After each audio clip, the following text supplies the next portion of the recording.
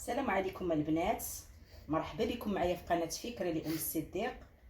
كي دايرين بعدا الصحه السلامه كلشي الامور مزيان؟ ايوا الحمد لله. المهم البنات اليوم ان شاء الله عندنا واحد الحليوه ديال الكاوكاو.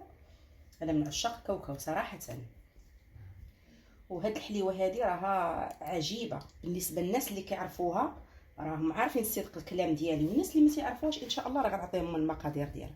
عندي هنا واحد نص كيلو ديال الكاوكاو بلا قشره، يعني داك المفسخ. صافي حنا كنحمروه غير في المقله ولا في الفران دون زيت، وكنطحنوه مزيان على هذا الشكل هذا. دابا ان شاء الله غنزيدو ليه واحد الساشيه ديال الزهر، وربعه المعلقات صافي ديال السنيده، ما نفوتوهمش. السنيده ما كنطحنوهاش في الاول، هذا هو السر ديال هذه الحلوه هذه. صافي وكنخلطوا، وحنايا كنخلطوا كنزيدو شويه ديال الزيت. شوفي شحال غيطلب لينا هاد الكاوكاو، 2 معالق 3 على حسب. كاوكاو كاين اللي ميدم وكاين اللي ما ميدمش. ان شاء الله غادي نعلكوا هاد الكاوكاو هذا، وغادي ان شاء الله ندوزو للعجينه.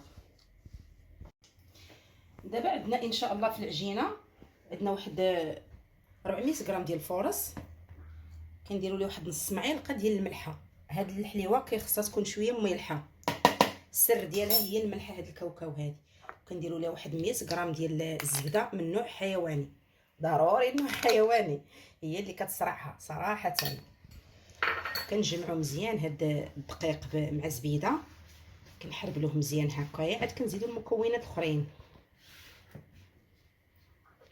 المكونات الاخرين كاين لينا 2 معالق ديال السكر كلاصي،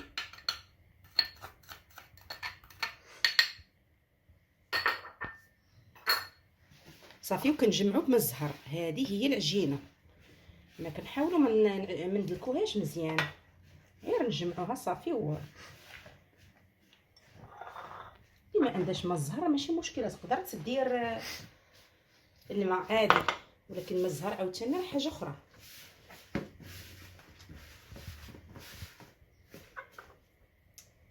دابا العيد البنات قرب، دابا العيد قرب، كاين حتى شي مشكل الا وجدنا حليوه بحال هاد الشكيلات هادو، ما كتطلعش غاليه، وفي نفس الوقت كيكون المنظر ديالها زوين، والمذاق بطبيعه الحال المذاق.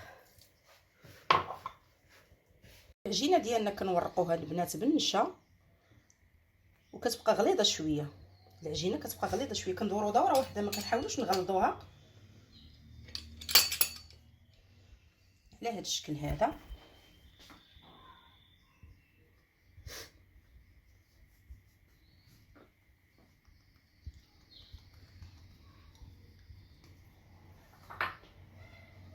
ساهله، راه ما كاينه حتى شي حاجه صعيبه فيها.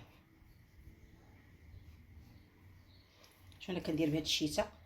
حيدات ليها حيدات ليها ديالتها. المهم السكين يكون ماضي. هذا الطريف سوا ما نرميوش، الطريف سوا نطيبوه.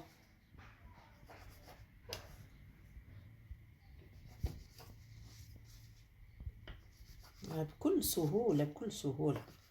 صافي كنبقاو نهزوها بحال هكا، وكنزينوها بلوزه ولا بالنص ديال اللوزه على هذا الشكل هذا. صافي وكنحطوه هنايا، راه بكل سهوله، ما كاين حتى شي. المهم البنات الحليوه ديالنا راه كتجي على هذا الشكل هذا، وراه بغيتكم ان شاء الله تجربوها. حليوه ما فيها لا خميره لا حتى شي حاجه، وهاد الحليوه راها معروفه. غنبقى ان شاء الله كل مره نجبد حليوه من الارشيف ونقدمها معكم ان شاء الله يا ربي، وبصحه والراحه البنات. راه كتخرج هاد الحليوه كميه كثيره.